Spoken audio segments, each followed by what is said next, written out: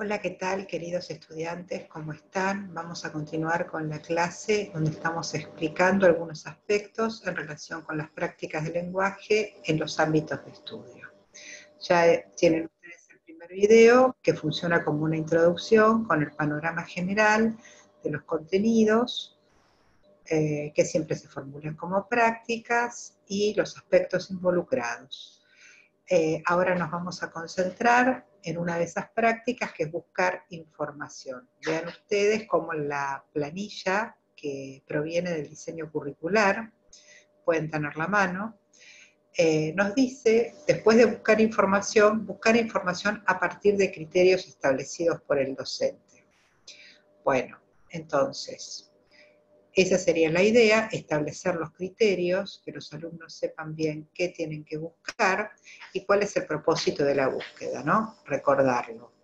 Por otro lado, no enviarlos a buscar una gran cantidad de información cuando todavía no tienen conocimientos a nivel general de alguna temática.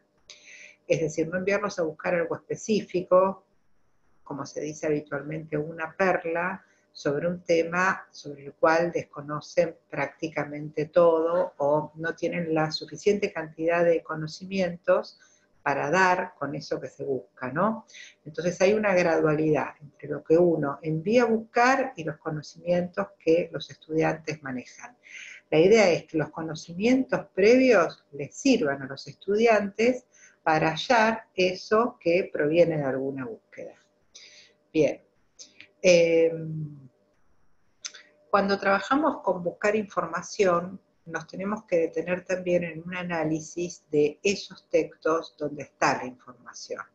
Por eso, el diseño curricular, acá en aspectos involucrados, nos dice distinguir los ámbitos de circulación de la información, características, niveles de especialización y público. Una cosa es una enciclopedia, una entrada de enciclopedia que está destinada a un público alfabetizado general, sin niveles de especialización, y otra cosa sería, por ejemplo, una enciclopedia de literatura, donde ya sí hay un tema específico y se requieren conocimientos de una especialidad como es la literatura. Una cosa es buscar información, por ejemplo, en panfletos, esos que a veces están, bueno, ya no tirados en la vía pública, pero que uno puede encontrar en los negocios, dentro de la cartelería, donde se difunden, por ejemplo, algunas políticas públicas en torno a la vacunación, en torno a otros cuidados. Y otra cosa es leer un artículo de manual sobre la inmunidad, por ejemplo. A lo mejor hay una información que se comparte, tanto en los afiches propagandísticos o en la difusión de políticas públicas sanitarias y los artículos de manual, pero está dicho de otra manera. Entonces, lo que es necesario es siempre hacer un análisis del material en el cual se encontró la información. Eso no lo tenemos que dejar pasar. Bien, sigamos.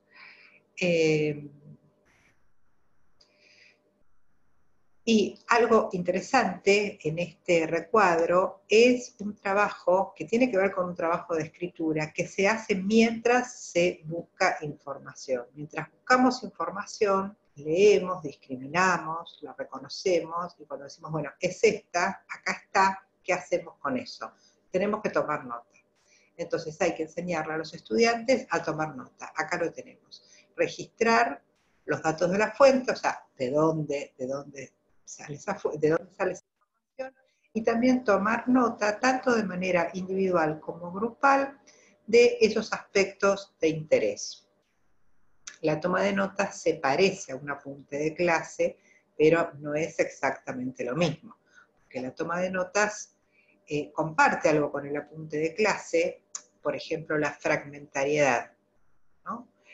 Pero la toma de notas está concentrada en una actividad o bien en otra. Por ejemplo, nosotros podemos tomar nota de una entrevista, podemos tomar nota de una búsqueda bibliográfica, podemos tomar nota de una conversación, una presentación de libro. Entonces es interesante también enseñarles a a clasificar y a organizar esa toma de notas. Por ejemplo, a realizar algún tipo de encabezado. Y en ese encabezado, ahí es un muy buen lugar de la toma de notas para registrar los datos de la fuente. Es decir, el nombre del autor, el nombre del artículo, el nombre del libro, donde está ese artículo que se leyó, la editorial y la fecha de esa edición. Otra cuestión que me parece interesante es la toma de notas relacionada con las observaciones y las conclusiones personales, ¿no? Allí nos vamos acercando más al registro.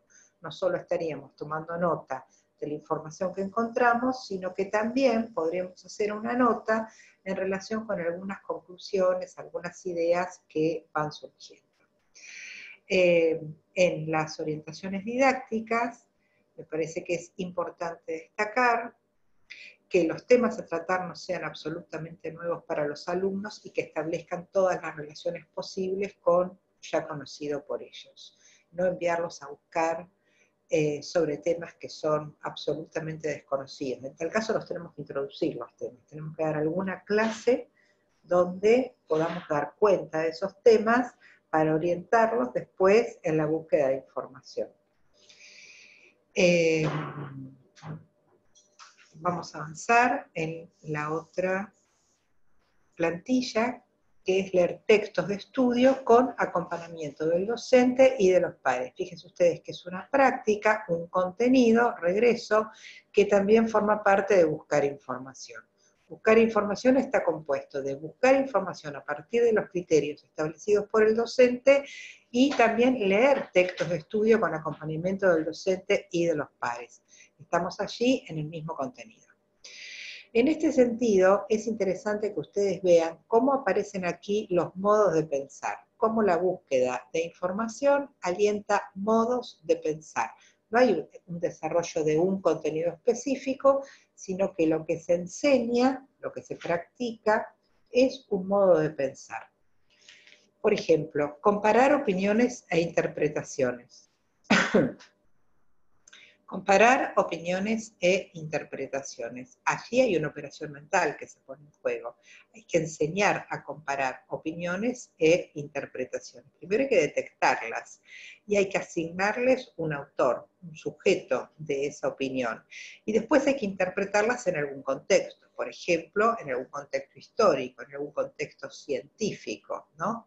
Entonces, eso es parte de la tarea de comparar opiniones e interpretaciones. Ahí hay una tarea de lectura interpretativa del lector que no solo consiste en decir, en esta parte del texto está la opinión de tal autor, y en esta parte el que opina es otro. Bueno, bien, allí hay un paso dado, pero hay que seguir adelante.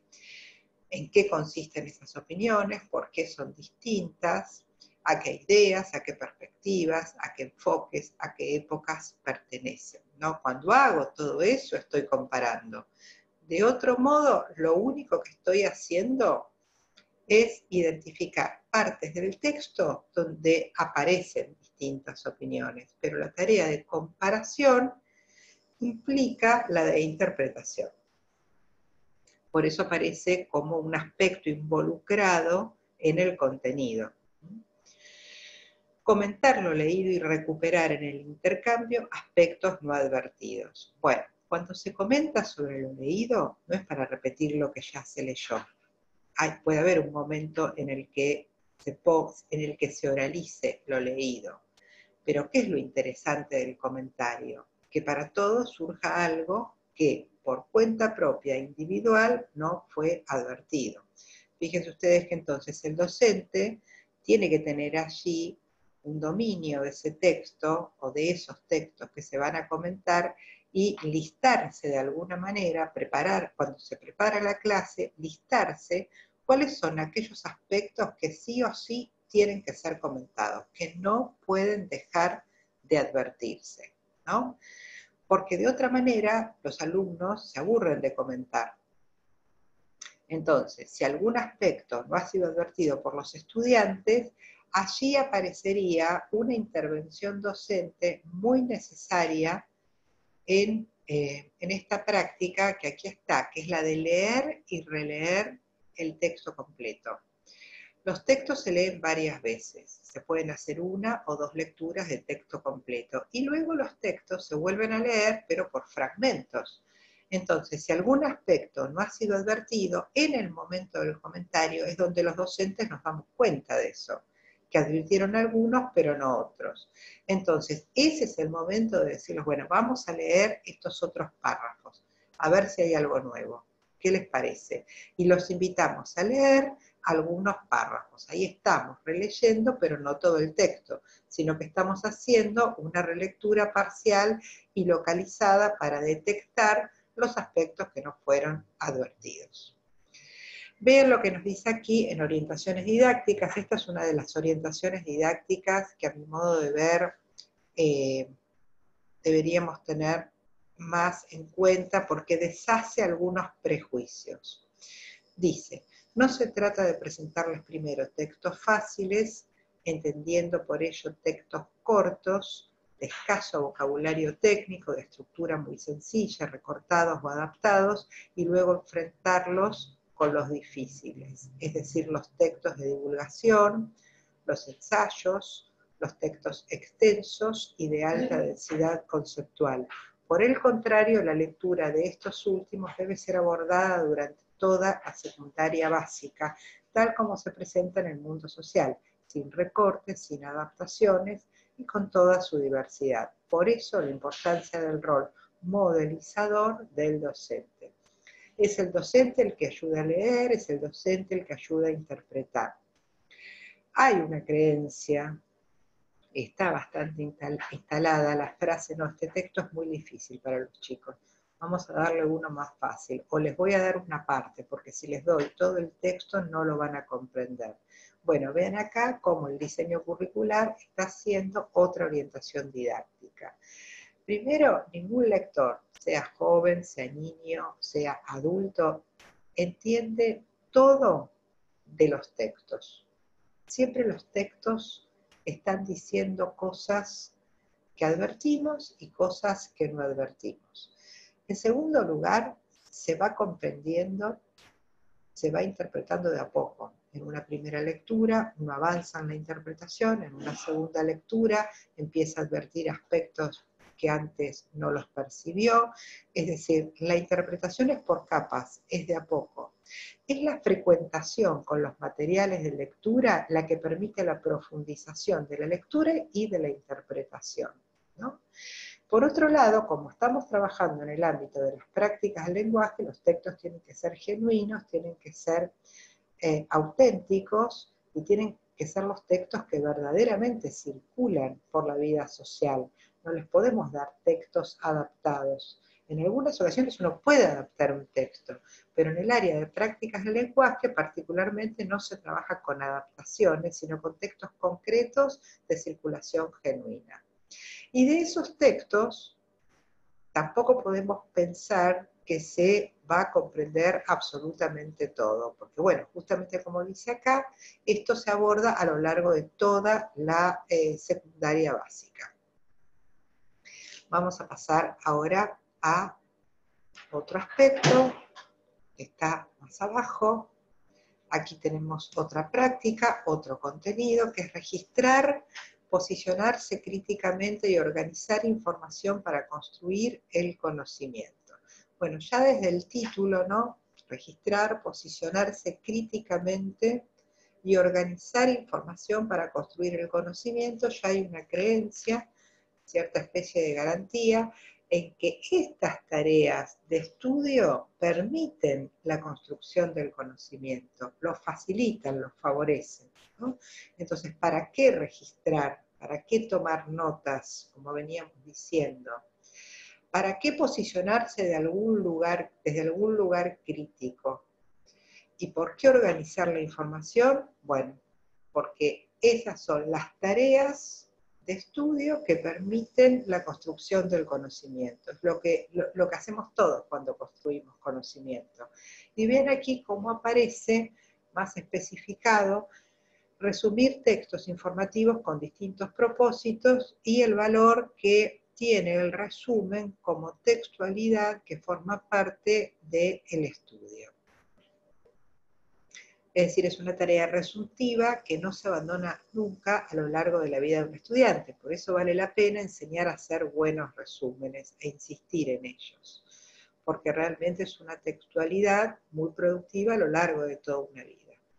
Entonces, en aspectos involucrados tenemos construir estrategias de selección de información en un texto, identificar los núcleos temáticos tratados en el texto. Vean cómo todo esto va muy de la mano de la lingüística textual, de poder captar el tema de un texto a partir de una macroestructura, de poder detectar el género al que pertenece un texto a partir de la superestructura, ¿no? Es decir, no solo leer así de golpe, sino, por ejemplo, detenerse en el tipo de texto, en el género, en sus propósitos, en aquellos a los que está dirigido el texto que estamos leyendo.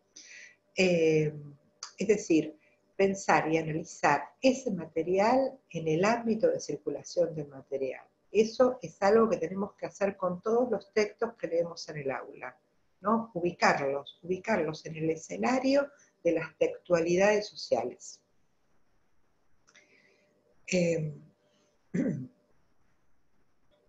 Bueno, vamos a pasar a la otra plantilla, que es la de organizar la información proveniente de textos expositivos en cuadros, ¿no? Uno puede, por ejemplo, leer, resumir, que siempre implica abreviar el texto fuente, y luego hacer un cuadro. O bien, a partir del texto fuente, construir un cuadro, un esquema conceptual, y luego abreviar el texto de manera narrativa, de manera escrita, ¿no? Son formas de encarar esa tarea. Vean, seleccionar los tipos de organizadores, redes, cuadros, otros, en función del tipo textual y del género de texto base. Por ejemplo, resumir un texto expositivo y organizar un cuadro de un texto expositivo es mucho más fácil que organizar un cuadro de una novela. ¿A quién se le va a ocurrir enviarlos a los chicos a organizar un esquema conceptual de una novela? No tiene ningún sentido.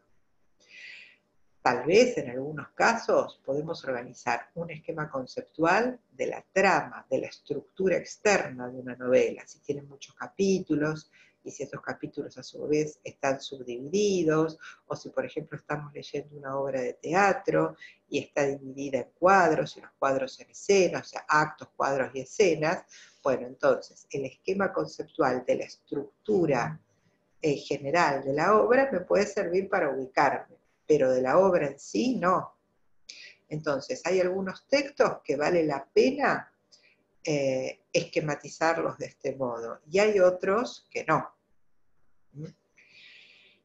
Ubicación de los ejes temáticos del texto base es otro aspecto involucrado. Parafrasear y comentar los conceptos desarrollados, eso sirve porque da una idea, o sea, si uno puede explicar un concepto, si lo puede comentar, buen indicador de haber comprendido la implicancia y la dimensión de ese concepto.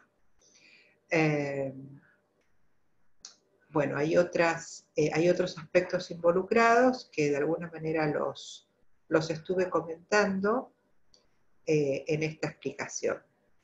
Acá abajo tienen uno que es interesante y que nosotros vamos a desarrollar en el área de lingüística.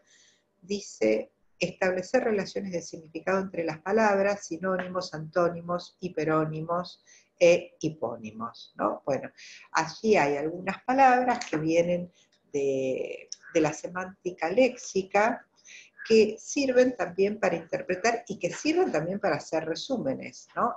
Por ejemplo, si tenemos un texto donde aparece nombres de frutas de manera individual, bueno, un hiperónimo sería frutas. En vez de nombrar a cada individuo en particular, buscaríamos el término general. Estas son apreciaciones que también vale la pena tratar en el aula, porque captando estos mecanismos léxicos, luego se puede resumir y se pueden organizar cuadros de manera más sencilla una vez que se captó, que se conoce algo de la organización semántica del léxico, ¿sí? Y después siguen los cuadros de exponer. Dice, dar cuenta de los conocimientos construidos. Y aquí tenemos, exponer formalmente de manera oral conocimientos construidos, y en el siguiente cuadro tenemos el de exponer por escrito a partir de consignas dadas por el docente. Entonces, cuando hablamos de la exposición oral, hablamos de algunos géneros que tienen que ver con la oralidad formal. Por ejemplo, conferencias, conversatorios, distintos tipos de eventos académicos o sociales, por ejemplo, presentaciones de libros, exposición de un tema, debates, ¿no? Son todos géneros que forman parte de la oralidad formal. Los estudiantes, obvio que saben usar el lenguaje por el solo hecho de ser usuarios de la lengua y por estar inmersos en comunidades, ¿no?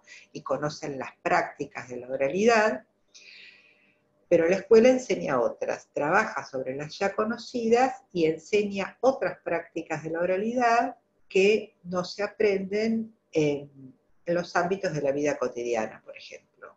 Entonces, esos ámbitos de la oralidad formal hay que enseñarlos, hay que enseñar a debatir, hay que enseñar la dinámica de los conversatorios, hay que enseñar a presentar un libro y a estar como oyente, no solo a hablar, sino escuchar esas situaciones de oralidad formal. Porque el lenguaje y la escucha en esas situaciones de oralidad formal tienen algunos rasgos que las diferencian de la escucha y de la oralidad en situaciones que no son formales.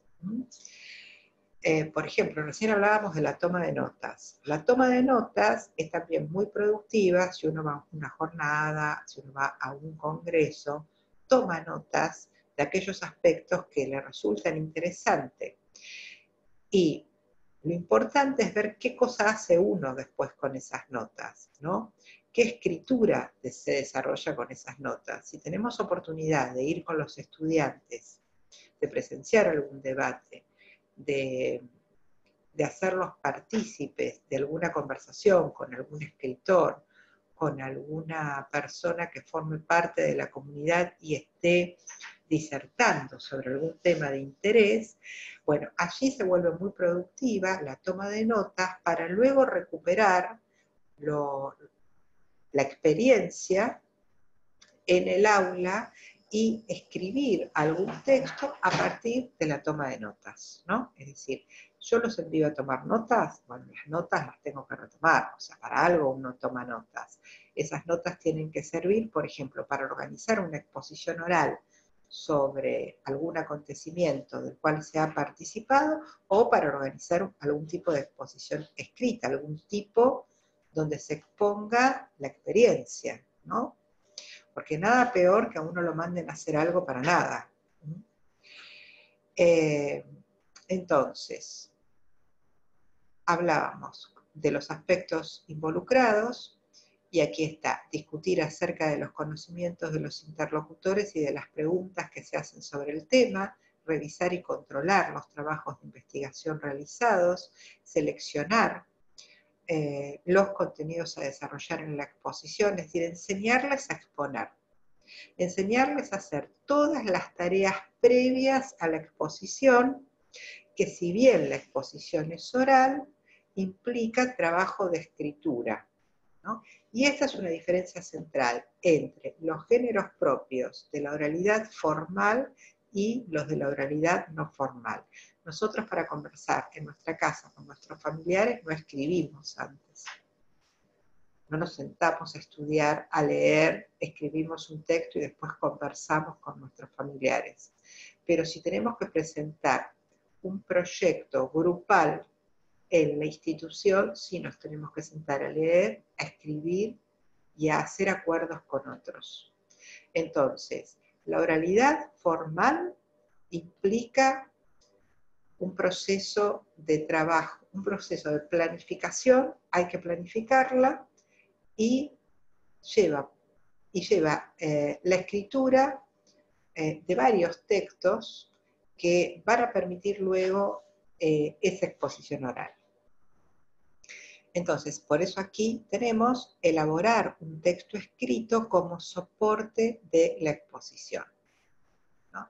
Por eso es importante que los alumnos también vean exponer a otros, así sea por videos, por estos videos que están en YouTube y en otras plataformas. Y van a ver que todo expositor tiene escritura a mano, ¿no?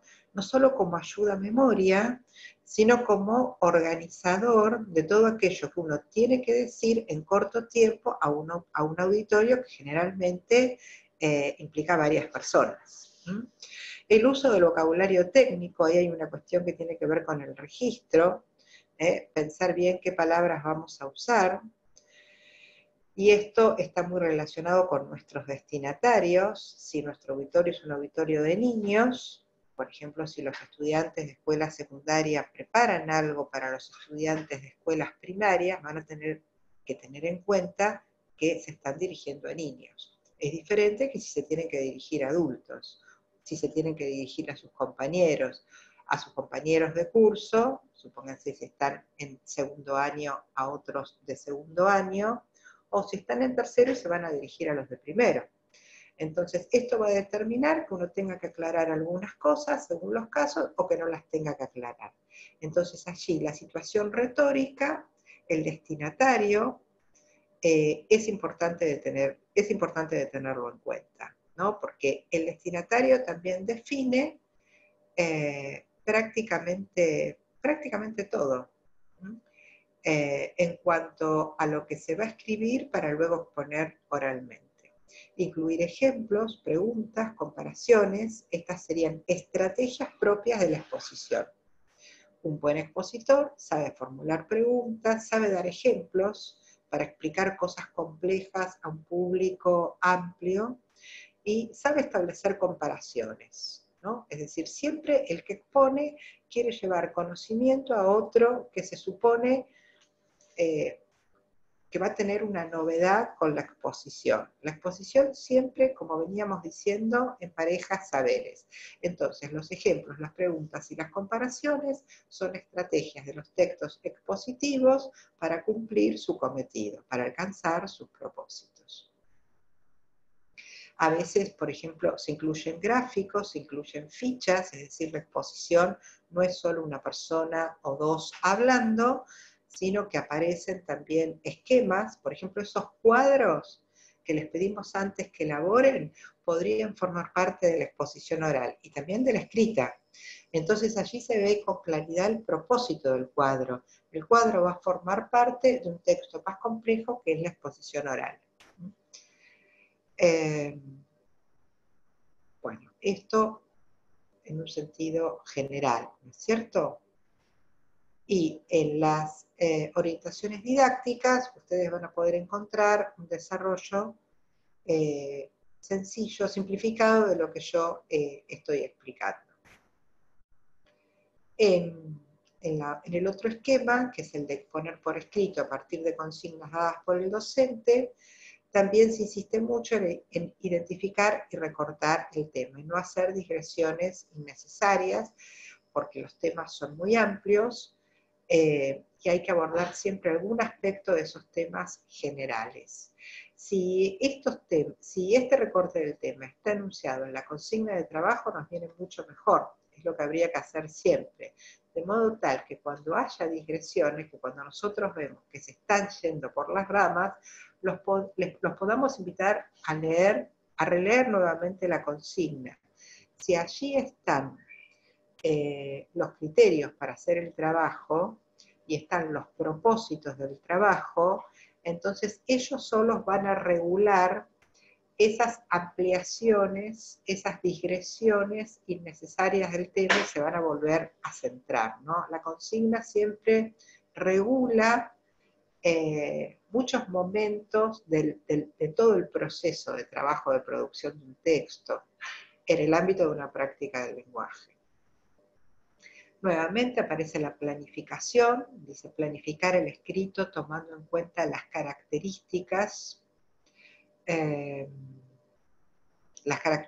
la exposición y los aspectos solicitados en la consigna, seleccionar la información que deberá incluirse, seleccionar el léxico de manera precisa y adecuada, y aquí aparece redactar borradores del texto previamente planificado. Se trabaja con borradores en la escuela secundaria, es decir, con versiones de los textos. No habría una versión definitiva, todo texto es mejorable, todo texto siempre está en una situación provisoria, ¿no? Vieron ustedes que tuvieron que rehacer en algunos casos el resumen de otra materia, de lingüística y gramática, que también compartimos. Bueno, es lo común. Escribir implica reescritura. No hay ningún texto que no se tenga que reescribir. A nadie le sale en la primera oportunidad perfecto un texto. Escribir es reescribir. Y leer es releer. Si no releemos, no leímos. Si no reescribimos, no escribimos. Entonces, acostumbrarse a esto, pero acostumbrarse a esto no por un capricho del docente y no porque así lo prescribe el diseño curricular, sino porque son rasgos propios inherentes a las prácticas de lectura y de escritura. Es así. Por eso abajo también nos dice el diseño curricular, reescribir el texto revisando distintos aspectos. Uso de signos de puntuación, de los organizadores macroestructurales, la cohesión léxica y gramatical, la utilización de estrategias de sustitución y reformulación y la aplicación de la normativa ortográfica. Son todas cuestiones muy distintas. Entonces, en una primera revisión podemos trabajar con estas cuestiones ortográficas y con los signos de puntuación.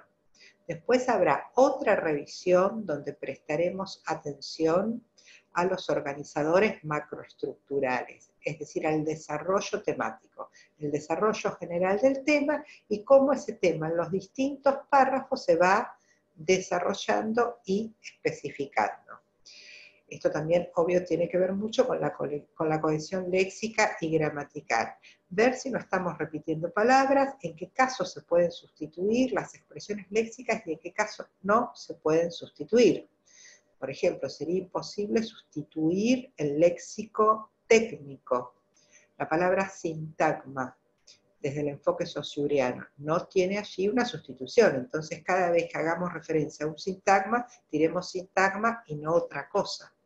Bueno, también es bien interesante ver qué expresiones se pueden sustituir, que son las más generales, y qué otras no. Allí hay un aprendizaje sobre el léxico cuando uno revisa un texto. Entonces, cuando nosotros los enviamos a revisar, también tenemos que establecer los criterios para esa revisión, no decirle, revisa el texto, fíjate qué problemas tiene. No, eso es muy general, eso no lo van a hacer. Tenemos que pautar qué aspectos vamos a tener en cuenta en la primera, en la segunda y en la tercera revisión. Bueno, después vamos a trabajar más con el tema de la revisión y con el tema de la reescritura y los borradores, simplemente como para que ustedes vean de qué manera las orientaciones didácticas y las intervenciones de los docentes van de la mano de los aspectos involucrados con respecto a los contenidos en nuestro diseño. ¿Sí? Bueno, creo que esta es la última, si no me equivoco. Sí, esa fue la última. Luego nos queda el eje de la ciudadanía, así que con esto estaríamos terminando el desarrollo del eje de las prácticas del lenguaje en los ámbitos de estudio. Esta explicación que yo acabo de dar, como las anteriores, no evita que ustedes tengan que hacer una lectura pausada y detenida sobre el diseño curricular, es decir, ninguna escucha de ninguna explicación evita la lectura que hay que hacer de los materiales bibliográficos. Bueno, nos estamos viendo en los foros. Espero que se haya entendido y seguiremos profundizando este conocimiento del diseño curricular. Espero que todos estén muy bien.